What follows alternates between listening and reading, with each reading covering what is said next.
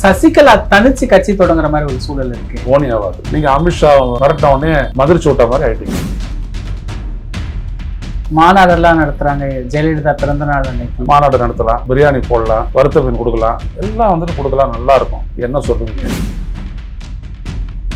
Dinakaran திட்டார்ல sir, அம்மா ஆட்சிக்கு ஆதரவு தரணும்னு சசிகலாவே பேசுறதுக்கு ஆரம்பிச்சுட்டாரு. உங்களுக்குன்ற ஒரு அரசியல் சுயமரியாதை இல்லையே தினகரன். அப்புறம் நீங்க பேசுறதுக்கு என்ன இருக்குது? உங்களை எப்படி மக்கள் மதிப்பாங்க?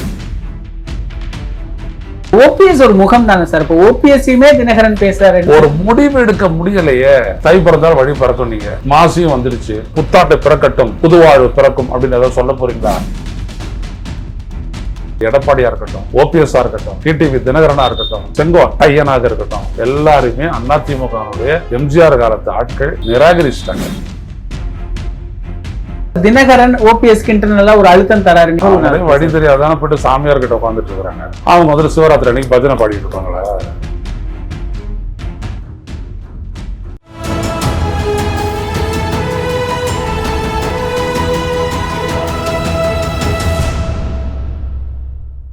தமிழகம் நேயர்களுக்கு வணக்கம். இன்று நம்முடைய மூத்த பத்திரிகையாளர் திரு ஐயநாதன் அவர்கள் இணைந்துள்ளார். சார் வணக்கம். சார் வணக்கம். எப்படி இருக்கிறீங்க சார்? நல்லா இருக்கு சார். சசிகலா தனிச்சு கட்சி தொடங்குற மாதிரி ஒரு சூழல் இருக்கு. ஓனி ஆகாது. என்ன காரணம் சார்? என்ன இருக்குது? நீங்க சிறையில இருந்துட்டு வந்துட்ட உடனே அவ்வளவு பெரிய ரிசப்ஷன் கொடுத்தான் அதிமுககாரன். காத்தால புறப்பட்டு பெங்களூர்ல இருந்துட்டு சென்னைக்கு வந்து சேர்றதுக்கு நைட் ஆயிடுச்சு, மிட் நைட்டையும் தாண்டி போச்சு. வந்து நீங்க என்ன சொன்னீங்க? கட்சியை ஒருங்கிணைக்கிற வேலை இருக்குது, திமுக எதிராக ஒரு பலமான அணியை உருவாக்க வேண்டிய கட்டாயம் இருக்குது. நீங்க என்ன பண்ணீங்க? அவங்க ஒரு 40 சம்மன் எடுத்து வந்து கொடுத்தாங்க என்ஃபோர்ஸ்மெண்ட் டைரக்டரேட். அதை வாங்கி வச்சுக்கிட்டீங்க. அடுத்தபடி என்ன சொன்னீங்க? அமித்ஷா மிரட்டினதுக்கு பிறகு அப்படிதான் சொன்னாங்க, நான் தேர்தலில் ஈடுபட மாட்டேன்ட்டீங்க.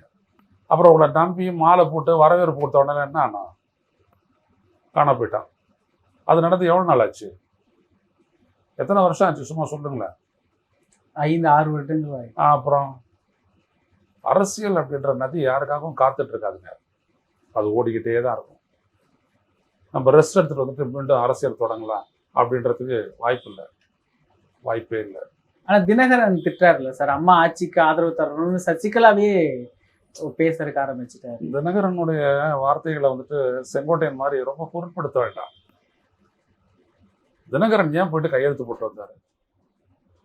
உன்னை முதல்வர் ஆக்கிறதுக்கான அரசியல் இருக்கிறேன் கேட்டியா? நீ இப்ப யாரை முதல்வர் ஆக்க போற? நீ டெல்லியில அப்ப என்ன நடந்துச்சு? அப்போ உங்களுக்குன்ற ஒரு அரசியல் சுயமரியாதை இல்லையே தினகரன். அப்புறம் நீங்க பேசுறதுக்கு என்ன இருக்குது? உங்களை எப்படி மக்கள் மதிப்பாங்க? உங்க கூட இருக்கிற ஒரு கும்பல் இருக்கும், அவங்களுக்கு 5 சீட்டோ 6 சீட்டோ 7 சீட்டோ எடப்பாடி கொடுத்து நீங்களும் வாங்கிக்குவீங்க. அமித்ஷா அவனுடைய ஆசீர்வாதத்தினால அது உங்களுக்கு கிடைக்கும். அதை தாண்டி உங்களுக்கு என்ன அரசியல் இருக்குது? உங்களுடைய அரசியல் தொடங்குனது 2019, முடிஞ்சது 2019. 21ல் நீங்க ஒண்ணுமே இல்லை, முடிஞ்சு போச்சு. அதுக்கப்புறம் எதுவும் கிடையாது. உங்களால ஒரு நேரத்தில் சில தொகுதிகளில் அதிமுக வேட்பாளரை தோற்கடிக்கக்கூடிய ஒரு நிலைமை இருந்துச்சு, அவ்வளவுதான். அதுவும் வர மக்களவை தேர்தலில் நீங்க ஒரு இடம், ஓபிஎஸ் ஒரு இடம், அவ்வளவுதான். அதையும் முடிச்சிட்டீங்க. அதுக்கப்புறம் ஒரு முடிவு எடுக்கவே முடியல உங்களால. ஒரு எடப்பாடிக்கு எதிராக மற்ற எல்லாரையும் சிதறி அதிமுக எல்லாம் ஒன்னா சேர்க்கணும் அப்படின்ட்டு அக்டோபர் 30 நீங்க எல்லாம் ஒன்னா சேர்ந்தீங்களே, தேவர் திருமகனாரனுடைய அந்த நினைவு நாள்ல. அன்னைக்காவது வந்துட்டு உங்களால ஏதாவது பண்ண முடிச்சுச்சா? இல்ல எல்லாரும் சிதறி போயிட்டீங்க. இன்னைக்கு ஒரே ஒரு முன்னாள் எம்எல்ஏ ஐயப்பன் இருக்கிறாரு, அவர் மட்டும்தான் ஓபிஎஸோட இருக்கிறாரு. சசிகலாவோட யார் இருக்கா? ஒண்ணுமே கிடையாது. உங்களோட யார் இருக்கா? அதுவும் கிடையாது. எல்லாம் முன்னாள் ரொம்ப முன்னாள் அப்படிதான் இருக்கிறாங்க. உங்களால என்ன பண்ண முடியும் தமிழ்நாட்டு அரசியல்ல? எனவே இவங்களை பத்தி நம்ம பேசுறதும் டிஸ்கஸ் பண்றது என்ன அப்படின்னா, அவங்களுக்கு நம்ம ஒரு இடம் கொடுக்குறோம், அவ்வளவுதான் டிஸ்கஸ் பண்றதுக்கு. சசிகலா என்னைக்குமே வந்துட்டு வெளிப்படையான ஒரு அரசியல் இருந்ததே இல்லையே. வந்திருக்கணும் அப்படின்னோம்னா அப்போ வந்திருக்கணும், வரல. ஸோ முடிஞ்சு போச்சு. அதுதான் ஒரு வரியில சொன்னேன், போனி ஆகாது. மாநாடெல்லாம் நடத்துறாங்க. ஜெயலலிதா பிறந்த நாள் அன்னைக்கு நிறைய பேர் மாநாடு நடத்தலாம். விஜயில ஆரம்பிச்சு எல்லாரும் மாநாடு நடத்தலாம். மாநாட்டுக்கு பொறுத்த வரைக்கும் ஒன்றும் குறை இல்லை. இருக்கிற காசுக்கு நல்லா கூட்டி மாநாடு நடத்தலாம், பிரியாணி போடலாம், வறுத்த மீன் கொடுக்கலாம், எல்லாம் வந்துட்டு கொடுக்கலாம், நல்லா இருக்கும். நல்லா கலைவீங்க. என்ன சொல்லுவீங்க? நீயும் பத்திரிக்கையாளர், நானும் பத்திரிக்கையாளர். சசிகலா என்ன தீர்மானம் போடுவாங்க? அதிமுக கைப்பற்றணும், அதிமுக மீண்டும் ஆட்சிக்கு கொண்டு எங்க வரணும். இருக்குது கைப்பற்றுவதுக்கு அதிமுக கிட்ட? ஒன்றும் இல்லைல்ல. அப்புறம் ஏன் மாநாடு போட்டுக்கிட்டு பிரியாணி போட்டுக்கிட்டு வேஸ்ட் பண்ண போறீங்க? எதுவும் கிடையாது. நீங்க ஏமாத்திட முடியாது மக்கள்கிட்ட. மக்களிடத்துல ஒரு நிலையை ஏற்படுத்தியிருக்க வேணும். நீங்க விட்டுட்டீங்க. இந்த ஊடகங்களை அந்த அளவுக்கு உங்களுக்கு கொடுத்தாங்க, விட்டுட்டீங்க. அதுக்கப்புறம் ஒரு ஒரு கோயிலாக போயிட்டு கும்பிட்டுட்டு வந்தீங்க. எல்லாரும் நின்றுக்கிட்டு நீங்கள் ஏதாவது சொல்லுவீங்கன்னு பார்த்தீங்க. நீங்கள் அமித்ஷா மிரட்டின உடனே மதிர்ச்சி விட்ட மாதிரி ஆயிட்டீங்க. அதுக்கப்புறம் உங்களால் எதுவுமே பண்ண முடியாது. உங்களோட இந்த திவாகரன் என்னாச்சு? தினகரன் அந்தாண்ட போயிட்டாரு, திவாகரன் எந்தாண்ட போயிட்டாரு, எல்லாம் போச்சு, அவ்வளோதான். ஸோ இந்த மாதிரி ஒரு குடும்ப வட்டத்தை வச்சுக்கிட்டு நீங்கள் அரசியல் பண்ணவே முடியாது. தமிழ்நாடு இதெல்லாம் கடந்து வந்துடுச்சு. சிலர்லாம் சொல்கிறாங்க அப்படியே தென்னாட்டில் இல்லை, அப்படியே அந்த முக்குலத்தோர் ஓட்டு, எந்த குலத்தோர் ஓட்டும் வந்துடுச்சு, இவங்களுக்கெல்லாம் கிடைக்கவே கிடைக்காது. அவனும் இன்றைக்கு இருக்கக்கூடிய சூழலில் பிள்ளைங்களை நல்லா படிக்க வச்சு ரொம்ப ஒரு செக்குலர் பாலிடிக்ஸில் நல்லா முன்னணியில் இருக்கான். யார் இவங்களுக்கெல்லாம் காத்துட்டு இருந்துட்டு ஓட்டு போட்டு ஒரு புதிய தலைமையை உருவாக்கும் அப்படின்ற எந்த நினைப்பில் யாருமே கிடையாது. ஆர்பி உதயகுமார் போன்றவர்கள் ஜெயிக்கிறாங்களா பாருங்க வர தேர்தலில். முக்குலத்தோர் ஓட்டு எல்லா பிம்பமும் இந்த 5 ஆண்டு கால தேர்தல் இந்த அரசியல்ல அடிபட்டு போய் கிடக்குது. அது நல்ல தேர்தல் முடிஞ்ச உடனே தெரியும். இவங்களுக்கெல்லாம் அரசியல் ஒரு இடம் இருக்குதுன்னா எழுதி வச்சுங்க, திமுக காணா போயிடும். இவங்களுக்கெல்லாம் அரசியல் ஒரு இடம் இருக்குதுன்னா அப்ப திமுக ஜெயிச்சா இவங்களாம் காணா போயிடுவாங்க. இப்போ ஓபிஎஸ் ஒரு முகம் தானே சார். இப்போ ஓபிஎஸ்ஸையுமே தினகரன் பேசுறாரு. நீங்க வந்து ஏங்க முகம் என்ன? எனக்கு வந்துட்டு உங்களுக்கு தெரியும், இளந்திரையன் மூஞ்சி தெரியும், உங்களுக்கு ஐயனாருடைய மூஞ்சி தெரியும். அந்த மாதிரி மக்கள் எல்லாருக்கும் வந்துட்டு ஓபிஎஸ் மூஞ்சி தெரியும். வேற என்ன முகம்? அவர் தனி ஒரு முடிவு எடுக்க முடியலையே. பாஜகவுக்கு சுயமரியாதை இருக்கு அப்படின்னு சொல்லிட்டு வெளில வந்தீங்க.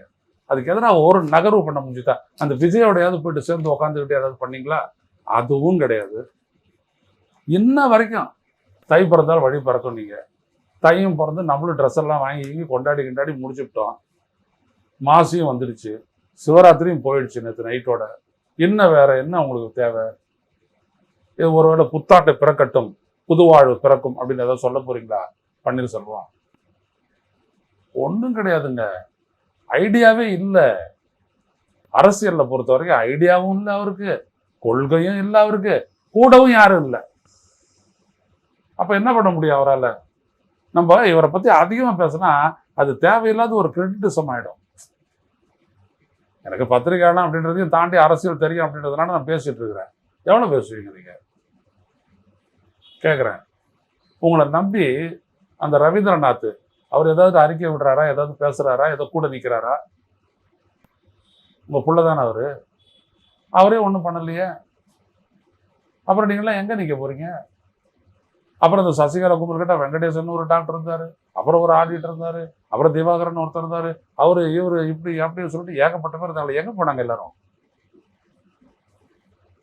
ஒரு வழியா வெளிநாட்டை செட்டில் ஆயிட்டாங்களா? புரியல. சசிகலாவெல்லாம் பாஜகவினுடைய கட்டுப்பாட்டை மீறி ஒரு அரசியல் நகர்வையும் செய்ய முடியாது. அப்படி செஞ்சாங்கன்னா அது பாஜக அரசியலா இருக்கும். அப்படிப்பட்ட அரசியல் தமிழ்நாட்டினுடைய நலனுக்கு எதிரானதாக இருக்கும். வேற ஒண்ணும் கிடையாது.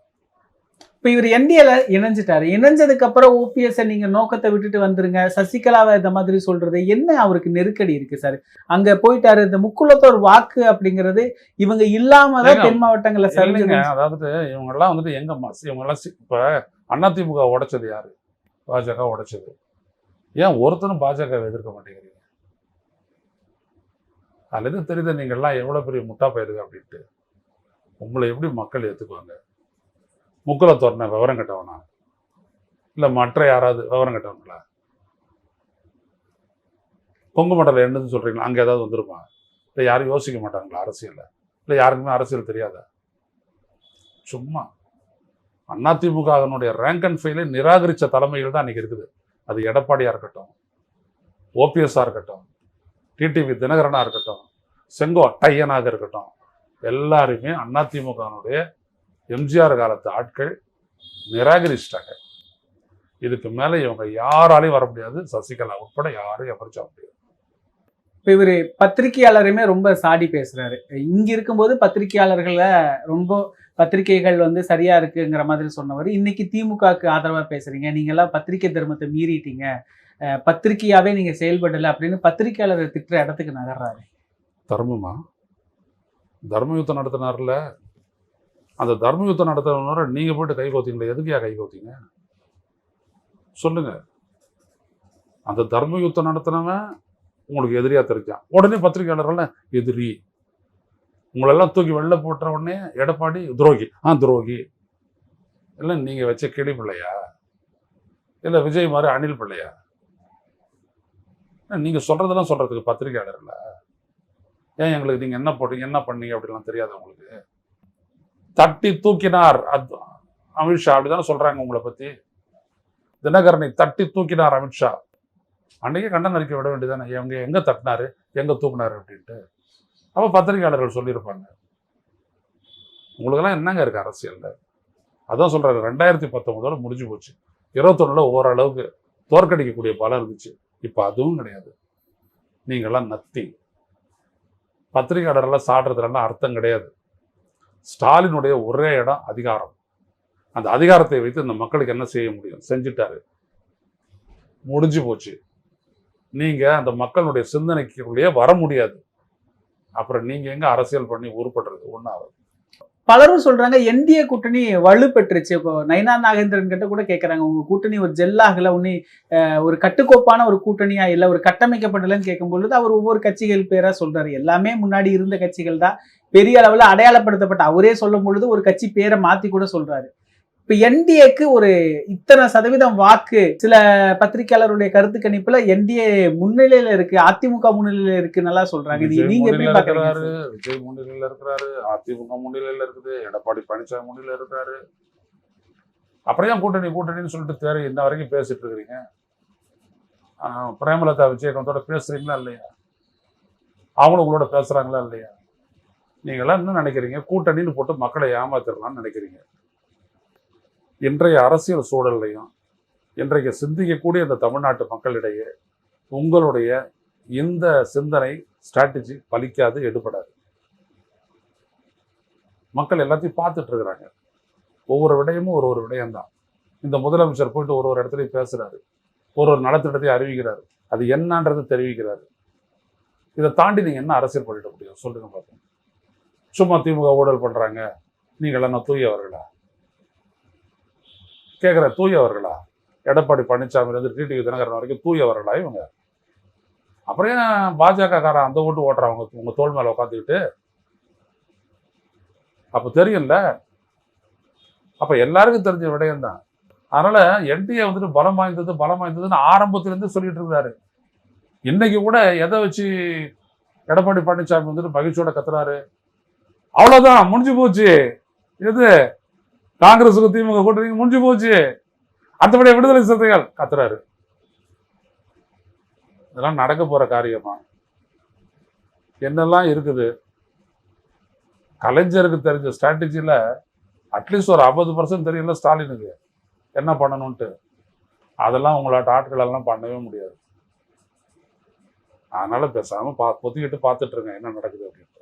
ஒரு பக்கம் தினகரன் ஓபிஎஸ் இன்டர்னலா ஒரு அழுத்தம் தராரு, நீங்க இந்த பக்கம் வரணும் அப்படிங்கிற மாதிரி, உங்களுடைய அந்த உரிமையெல்லாம் விட்டுட்டு வந்துருங்கிற மாதிரி சொல்றாரு. தேமுதிக இந்த பக்கம் தான் வந்துருச்சுங்கிற மாதிரி, இந்த எஸ்பி வேலுமணி பக்கத்துல பிரேமலதா உட்காந்துட்டு இருக்கிறத பார்த்து ஒரு கூட்டணி உறுதியாயிடுச்சுங்கிற மாதிரி சொல்றாங்க. எப்படிதான் என்ன நகர்வு? வழி தெரியாதான போயிட்டு சாமியார் கிட்ட உட்காந்துட்டு இருக்கிறாங்க. வழி தெரிஞ்சதுன்னா அவங்க இந்நேரம் சென்னையில தான் இருப்பாங்க. அவங்க போயிட்டு கோயம்புத்தூருக்கு போயிட்டு இதுக்குன்னு மனக்கட்டு போயிட்டு அவங்க வந்துட்டு சிவராத்திரி அன்னைக்கு பஜனை பாடிட்டு இருப்பாங்களா? தெரியல, இதுல இருந்து ஒன்றும் உருப்படல, ஐடியாவே இல்லை, ஏதாவது சொல்லுங்க சாமின்னா அவர் என்ன பண்ணுவாரு? வேண்டிக்கங்க, இந்த 4 பாம்பு நடுவில் ஒரு லிங்கம் இருக்குது, கத்தி காட்டி தொட்டு கும்பிடுங்க, நல்ல புத்தி இறைவன் தான் தருவான் அப்படின்னு சொல்லிட்டு அவர் வாழ்த்து அனுப்பிட்டார். இவ்வளவுதான். நம்ம இதுக்கு மேல இன்டர்பிரிட்டேஷன் கொடுக்கறது ஒன்றும் இல்லை. நிகழ்கால அரசியல் குறித்து பல தகவல்களை பகிர்ந்து கொண்டதுக்கு நன்றிங்க சார். இதே போன்று நிகழ்கால அரசியலின் சாரம்சங்களை அரசியல் ஆளுமைகளின் நேர்காணல் வழியே தொடர்ந்து காண தமிழ் நிறம் வலையொலியை சப்ஸ்கிரைப் செய்யுங்கள். தங்களின் மேலான கருத்துக்களை கருத்துளை பெட்டியில் பதிவிடுங்கள். நன்றி, வணக்கம்.